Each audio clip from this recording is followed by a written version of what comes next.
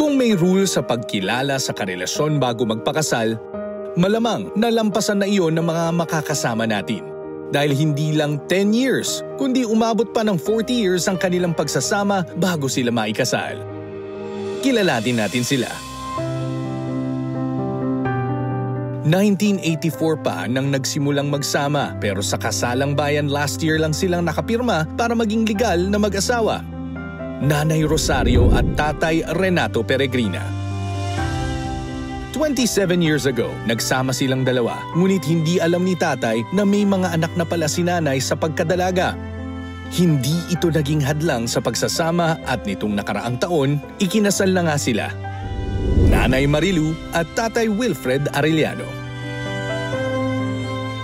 Nagsimula pa sa patagong pagde-date sa fire exit at matapos ang halos 30 taon, naging legal na rin ang kanilang pag-ibig sa kasalang bayan sa Taguig. Nanay Jesseline at Tatay Ronilo Biernesto.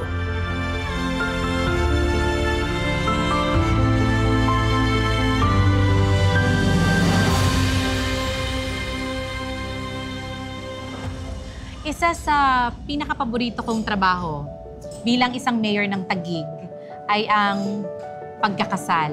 Kasi isa po yan sa mandato o trabaho ng isang mayor na katulad ko. Tsaka napaka-espesyal, di ba? Napaka-espesyal na Naging maging part ka instrumento na ka. Yes. pagsasama din yung pamilya nila. Na maisa legal yung pagsasama ng isang babae at ng isang lalaki. At ngayong 21st anniversary natin, malaking karangalan na makaharap Makasama ang natin tatlong sila. pares na napasama, napabilang sa kasalang bayan ng Taguig at ako ang nagkasal sa kanila. Yan dalawa ang favorite niya. Yung pag may nakasulubog siyang scholar na maganda na buhay. Halimbawa sa ospital, sa mga radiologist, ma'am, kami po ay scholar or nag-manager or isang beses, wala dun sa bahay nung kumatok, pero may streamer doon, sabi nung tatay, yung anak ko nasa Middle East, maganda na buhay niya. Secondly, pagka nilalapitan siya na, ma'am, ikaw nagkasal, or yung mga anak na, ma'am, kayo daw nagkasal sa parents namin, doon siya tuwan-tuwa. Totoo yan. At ngayon, kasama natin si Ate Rosario at Kuya Renato, Ronilo at Jesseline, Wilfredo at si Ma'am Marilu. Tatlong pares ito sa kasalang bayan, doon sila na ikasal. Pwede ko po bang malaman, paano ko kayo nakumbinsi na sumali sa kasalang bayan ng Taguig? Simulan po natin kay Ate Marilu at kay Kuya Wilfred. Kami po talaga Tubong Makati po. Tubong Makati? Yes po. Okay. Nabanggit ko po nga sa inyo nung kami kinasal. Parang hinintay lang po yung maging Taguig. Para kayo ay maikasal. Yes po. Pero ilang taon na kayo magkasama? 33. Wow! Nainggan niya kami magpakasal nung naging Taguig. Anong sikreto din ng matagal yung pagsasama sa Siguro po give and take. Lalo po ito masyadong pasensyoso. Saka po natanggap niya po yung tatlo ko pong anak. Ako po ay byuda. Pwede ho magtanong, Kuya Wilfredo, ano ho ba ang namumukod na katangian ni Ate Marilu na nakita ninyo at nakumbinsi talaga kayo? Hindi lang tanggapin siya, ha? Kundi pati yung tatlong anak niya. Yung makita ko po siya, ganyan ko na gustuhan ko po siya, tapos may sinama niya ako sa kanila, nakita ko yung tatlong anak niya. Yun, parang ayos naman, kaya naman yung mga anak niya, mabait din. I'm proud of you po. After 33 years, pinili ninyo na maisaligal yung inyong pagsasama, which is the right thing to do. Si Kuya Ronilo at si Ate Jesseline. Gaano katagal na kayo magkasama? 23 years. Teka muna, may nabalitaan ako dito eh. Pwede nating bigyan ng pamagat yung love story nila.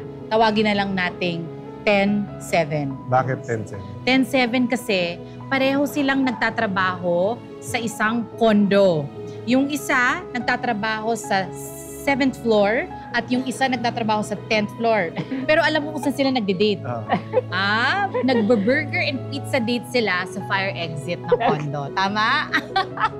So, pwede niyo po ba kaming bahaginan ng inyo pong love story? Ano po siya sa taas. So yung driver po namin, nagtatanong po siya.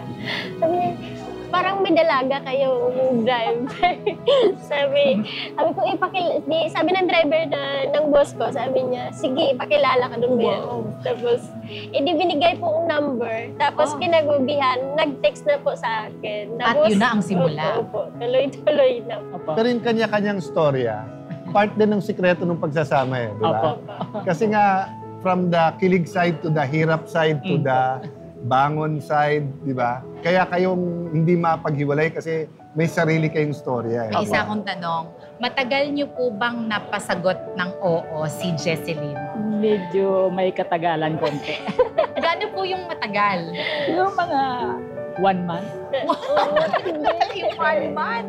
So after 1 month, nagdesisyon kayo, mag-boyfriend, girlfriend, hanggang sa nagsama na po Kasi nga, kayo. love, 7th floor, 10th floor. Oo. Kung pareho daw sila ng floor, Mas hindi madali. aabot ng 1 month. Oo nga, hindi aabot ng 1 month. So, maitanong ko na nga ho, paano nyo ho nabalitaan ang kasalang bayan ng Taguig at ba't kayo nagpasya na lumahok sa ating kasalang bayan? Nakapalo po ako sa Ilang Taguig. Tapos, Nakapalo sa Ilang Taguig? nanonood po ako ng sabi ko, ano kaya tayo? Kasi libre naman, Sabi niya, sige, magplano ka ng isit natin. Sabi ko, magpaalam ako sa boss ko. Tapos, sabi ko, umabsent ka, mag-process. Tapos, sabi, niya, siya nang bibili po ng sing-sing. Tapos, pinayagan mo ako ng boss. Okay na, sabi niya, go nyo na yan. Wow. Siyempre, magpapahuli ang istorya ni Ate Rosario at ni Kuya Renato. Ilang taon po kayong nagsama bago kayo nagdesisyon na magpakasal sa kasalang bayan ng Taguig? 39 years. Ilan po ang mga anak? 8 po. Hindi po masyadong matipid. Yung curious lang ako. Parang nalipasan lang ba ng panahon or parang nagplano din kayo Ilang ng una? beso kami nagbabalak at sumubok magpakasal. Lagi na naging busy kami sa paghanap. Kaya parang naisasantabi hanggang dumating ang kasalang bayan. Napalitan mo lang. Sabi ko sa kanya, magpakasal na tayo kasi magsisenior na ako. Kailangan na requirements din ng mga anak mo. Ng mga bata. Requirements po yan eh. Correct. Oo. Yung namin, marriage contract. Curious lang po ako. Pagkatapos po nung kayo ay maikasal, meron po bang mga pagbabago? Ano yung pakiramdam ho nung nakasal na kayo? Lalo ho kami naglapit na sa isa't isa. Ay, that's very nice. Magaang na yung pakiramdam nung kayo ay maikasal na sa kasalang bayan. Opo. Salamat po. Alam niyo, sa totoo lang, lumulukso yung heart ko. 4,000 na ho yata ang naikasal ko. Siguro yung mga anak nyo, iba din ang joy nung araw na Naikasal yun. kayo. Masayang-masaya ho. Pinakamasaya mga bata. Tama. masaya po. Mga anak, ang Totoo pinakamasaya. Di ba? Kung may maipapayo kayo sa mga batang mag-asawa, Yung mag-give and take, huwag pairalin lagi yung decision agad na hiwalay. Kailangan pag-iisipang mabuti. how about si Kuya Wilfredo? Mag-ipon muna. Mag-ipon muna. Napaka-magandang Mag-ready, no? advice. Mag-ready. Mas kinabukasan nila. Pag-isipan talaga ng kagaya sa amin, naisip na namin ganito kami katagal, sige, na natin kasi Isa legal na. Pinakamagandang regalo sa mga anak. Correct? Na naikasal kami. Ilan po ang anak niyo? 3 po. May 3 ho kayong 2 lalaki, 1 babae. Wow. Ang masasabi ko lang sa mga kabataan, ang pag-aasawa hindi biro. Hindi biro ang magpamilya. Pinag-iisipang mabuti. Lalo na kung magkakaroon kayo ng anak, tsaka kayo magkakaroon ng hiwalayan, apektado ang bata. Mag-aral mabuti, lalo pag walang trabaho. Yes. Kaya kailangan handa.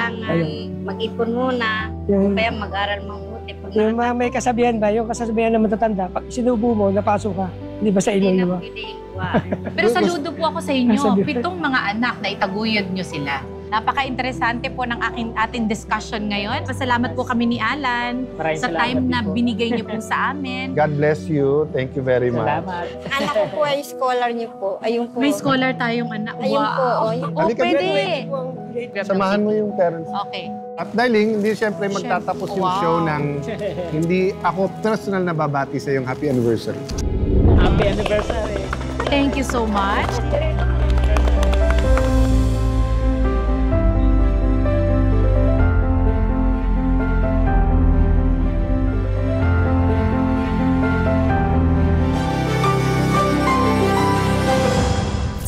Tano in action with Boy Abunda. Would like to thank Ensaymada from La Luna Cafe. Come home to a delicious tradition. We're located at 103 ML Quezon Avenue, Hagonoy, Taguig. 7. Visit at B6, Bonifacio High Street, BGC, Taguig.